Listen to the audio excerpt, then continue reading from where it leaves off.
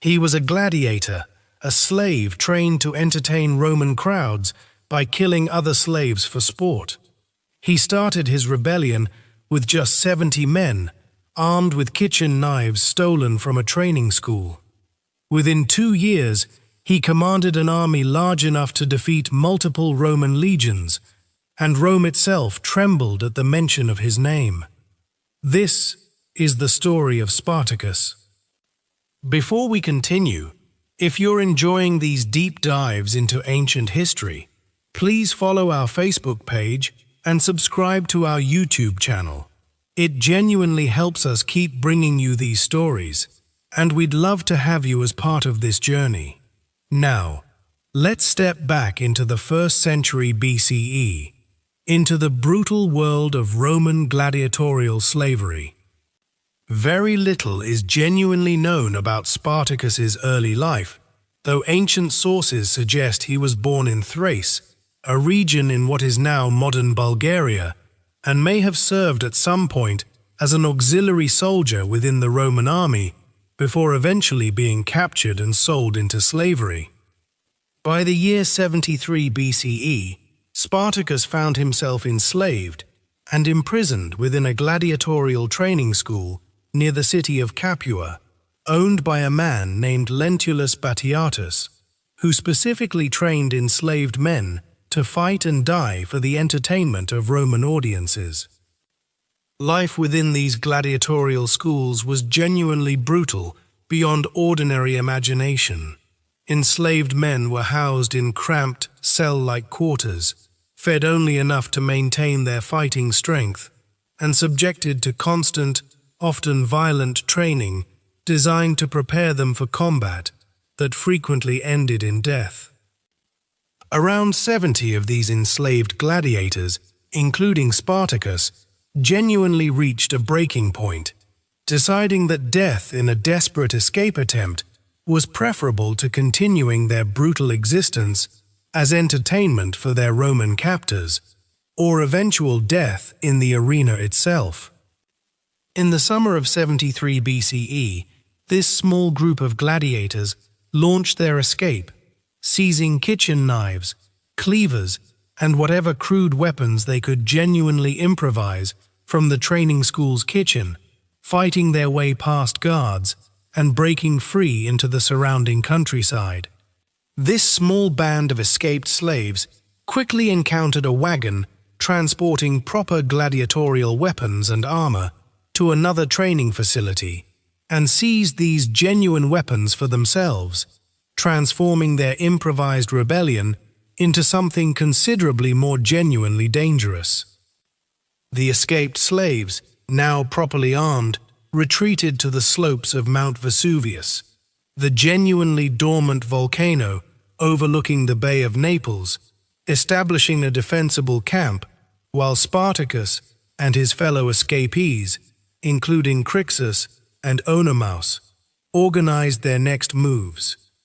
Roman authorities, genuinely dismissive of what they assumed was simply a minor slave disturbance, rather than any serious military threat, dispatched a relatively small force under a commander named Gaius Claudius Glaber to suppress this apparent nuisance and recapture the escaped slaves.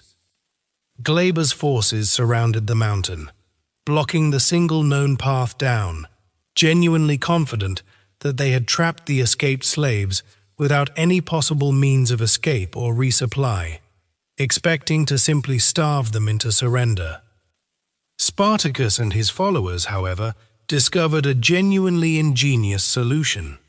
They wove ropes and vines from wild grapevines growing on the mountainside, and used them to climb down an unguarded, seemingly impassable cliff face, completely bypassing the Roman blockade entirely. Descending behind the unsuspecting Roman forces, Spartacus's men launched a genuinely devastating surprise attack, catching Glaber's soldiers completely unprepared and inflicting a decisive, humiliating defeat on what Rome had assumed was an easily contained threat. News of this genuinely remarkable victory spread rapidly throughout the Italian countryside, and enslaved people from surrounding farms, estates, and towns began flocking to join Spartacus's growing rebellion, seeing in this unexpected triumph a genuine possibility for their own freedom. Rome, genuinely alarmed now by this rapidly expanding rebellion, dispatched a considerably larger force under Praetor Publius Varinius, but Spartacus's forces, employing genuinely clever tactics and superior local knowledge of the terrain, defeated this second Roman force as well. By this point, Spartacus's army had grown to include tens of thousands of former slaves, gladiators, and other genuinely desperate individuals, transforming what had begun as a small prison break into a genuine military force capable of directly threatening Roman authority throughout the Italian peninsula. Within this expanding rebel force, genuine internal disagreements began emerging regarding overall strategy. Some commanders, including Crixus, genuinely wanted to remain in Italy and continue plundering the countryside, while Spartacus himself reportedly favored leading the entire army north toward the Alps. Spartacus's genuine goal, according to most historical accounts, was to lead his followers entirely out of Italy, over the Alps, and back to their various homelands, including Thrace and Gaul, rather than attempting to overthrow Rome itself, which he genuinely recognized as an impossibly ambitious objective. This disagreement eventually led to a genuine split within the rebel forces, with Crixus and a substantial portion of the army choosing to remain in southern Italy, while Spartacus led the remaining forces northward, pursuing his own strategic vision for eventual freedom.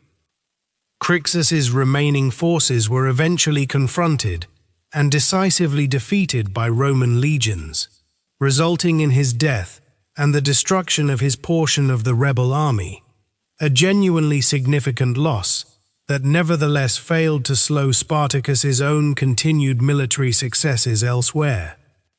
Meanwhile, Spartacus's forces continued achieving genuinely remarkable military victories against various Roman armies sent to confront them, including decisively defeating forces commanded by both consuls of Rome in separate engagements during this genuinely extraordinary campaign.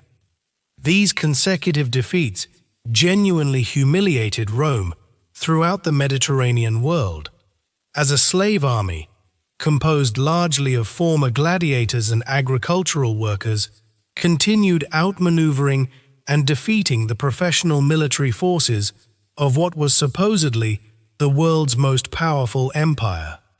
Despite reaching northern Italy, genuinely close to the Alps, and potential escape from Roman territory entirely, Spartacus's forces ultimately turned back southward, for reasons that remain genuinely debated among historians, possibly due to internal disagreements or logistical difficulties crossing the mountains.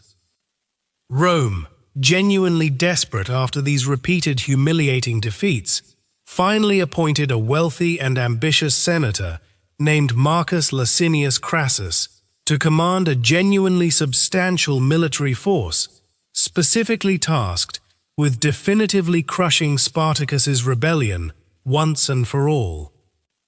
Crassus, genuinely determined to restore military discipline and Roman confidence, reportedly implemented harsh disciplinary measures, including the ancient punishment of decimation, executing every 10th soldier in units that had performed poorly to ensure genuine obedience among his own troops. Crassus's forces gradually began pushing Spartacus's army southward toward the southern tip of Italy, eventually cornering the rebel forces near the Strait of Messina, where Spartacus reportedly attempted to negotiate passage to Sicily with the help of Cilician pirates.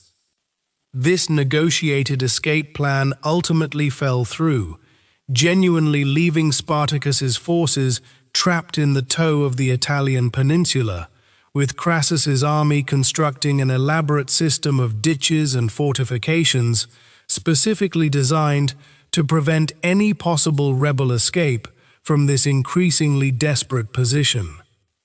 Despite this genuinely dire strategic situation, Spartacus's forces managed to break through Crassus's fortified lines during a violent winter storm, though this successful breakout came at genuinely significant cost, and further internal divisions within the rebel army continued weakening their overall military cohesion. Meanwhile, the Roman Senate, genuinely alarmed by the rebellion's continued duration, also dispatched additional forces under the command of the young, ambitious general Pompey, who was returning from campaigns in Spain, adding further pressure on Spartacus's increasingly beleaguered forces. Recognizing that Pompey's approaching forces genuinely threatened to claim credit for ultimately defeating the rebellion, Crassus grew increasingly determined to force a genuinely decisive confrontation with Spartacus's forces before his rival could arrive and share in any eventual victory. In 71 BCE, Crassus's forces finally confronted Spartacus's rebel army in a genuinely decisive final battle, likely fought somewhere in the region of Lucania in southern Italy, a confrontation that would ultimately determine the fate of this remarkable two-year-long rebellion.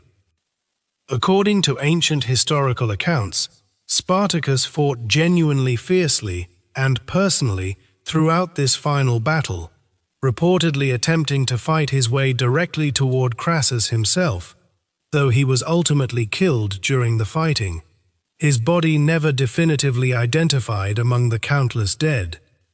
Following Spartacus's death and the decisive defeat of his remaining forces, Crassus ordered a genuinely brutal, deliberate act of terror intended to permanently discourage any future slave rebellions throughout the Roman Republic, crucifying approximately 6,000 captured rebels.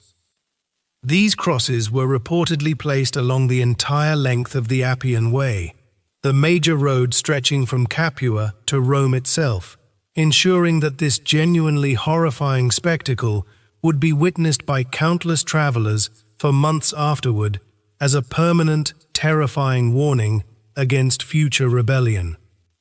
Despite this genuinely brutal ending, Spartacus's remarkable rebellion left a lasting historical legacy, remembered for centuries afterward as one of the most significant slave uprisings in ancient history, a genuine demonstration that even Rome's supposedly invincible military could be repeatedly humiliated and defeated.